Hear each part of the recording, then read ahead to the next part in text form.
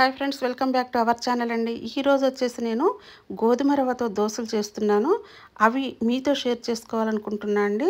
క్రిస్పీగా టేస్టీగా వచ్చే ఆ గోధుమ రవ్వ దోశలు ఎలా చేయాలనేది. ఈ కప్పుతోటి నేను కప్పున్నర మినపప్పు తీసుకున్నాను, అంతే కొంచెం మెంతులు కూడా వేసుకున్నాను. నెక్స్ట్ వచ్చేసి కప్పున్నర మినపప్పుకి 2 కప్పుల గోధుమ రవ్వ తీసుకున్నానండి. ఈ గోధుమ రవ్వలో నీళ్లు పోసేసుకొని 2-3 సార్లు శుభ్రంగా కడిగేసుకొని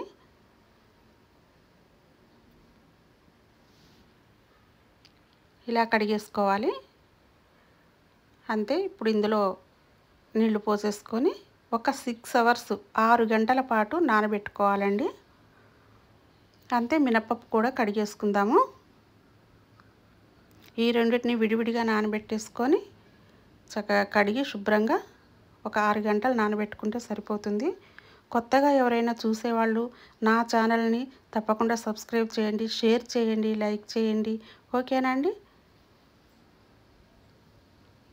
చూసారుగా, ఇలా కడిగేసి 6 అవర్స్ పక్కన పెట్టేసుకుందాము. చక్కగా పక్కన పెట్టిన తర్వాత ఇలా నానిపోయిందండి గోధుమ రవ్వ. నానిపోయిన గోధుమ రవ్వ మినపప్పు చక్కగా గ్రైండ్ చేసుకుందాము. విడివిడిగా నానబెట్టుకున్నాం కదా, అలాగే విడివిడిగా చక్కగా పట్టేసుకొని మెత్తగా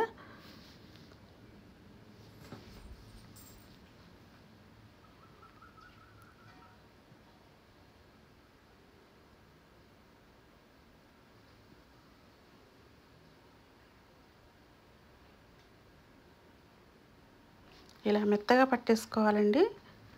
మినప్పప్పు ఇప్పుడు గోధుమ రవ్వ పట్టేసుకున్నాను కదా, అంతే. మినప్పప్పు కూడా పట్టేసుకుంటే సరిపోతుంది. ఈ ఓన్లీ రైస్ తోటే కాకుండా అప్పుడప్పుడు జొన్నలతోటి, గోధుమ రవ్వతోటి, నెక్స్ట్ సామలు, కొర్రలు వీటితో కూడా చేసుకుంటే చాలా బాగుంటుందండి. ఇప్పుడు మినప్పప్పు కూడా పట్టేసుకుంటున్నాను. టేస్టీగా క్రిస్పీగా జొన్న రవ్వతో కూడా, నెక్స్ట్ వచ్చేసి సామలు, కొర్రలు, సజ్జలు వీటితో కూడా దోశలు వేసుకున్న, ఇడ్లీ చేసుకున్న చాలా టేస్టీగా ఉంటుంది. అంతేకాదండి, హెల్తీ ఫుడ్. అందరూ ట్రై చేస్తే చాలా బాగుంటుంది. ఎందుకంటే వైట్ రైస్ తక్కువ తీసుకోవాలంటున్నారు కాబట్టి ఇప్పుడు వీటిని ట్రై చేసి వీటితోటి మనం బ్రేక్ఫాస్ట్ కనుక ప్రిపేర్ చేస్తే చాలా బాగుంటుంది. ఇలా మెత్తగా గ్రైండ్ చేసుకొని మనం మొత్తం చక్కగా కలిపేసుకుంటే సరిపోతుంది.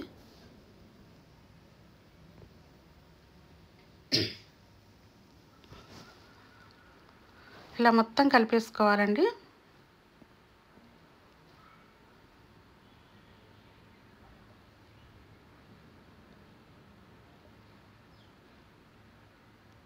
అంతే. ఇందులో సాల్ట్ వేసుకుంటున్నాను.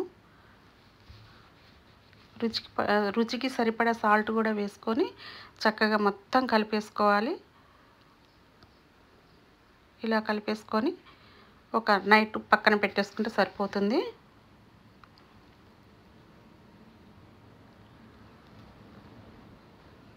మార్నింగ్ మనం బ్రేక్ఫాస్ట్ టైంకి చక్కగా ఇలా తయారవుతుంది.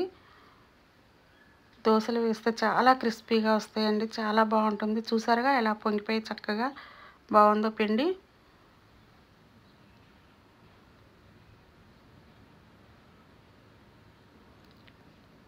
మొత్తం కలిపేసుకొని ఒకసారి కొంచెం బాగా చిక్కగా అయింది కాబట్టి ఇందులో కాస్త వాటర్ వేసుకుంటే సరిపోతుంది.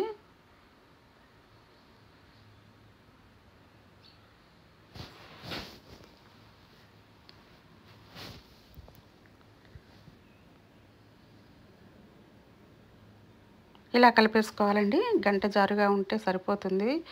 దోశలకి మీరు ఎలా వేసుకుంటారో అలా కలిపేసుకోండి. చాలా బాగా వస్తాయి, క్రిస్పీగా చక్కగా, చూడటానికి టెంప్టింగ్గా చాలా బాగుందండి. దోశ మాత్రం చాలా టేస్టీగా ఉంది.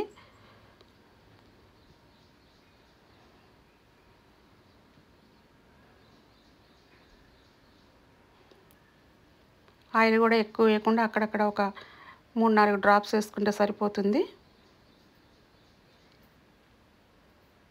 చూసారుగా చక్కగా క్రిస్పీగా ఎంత బాగా కాలిపోయిందో, చక్కగా చూడటానికే టెంప్టింగ్గా ఉంది దోశ, గోధుమ రవ్వతో దోశ.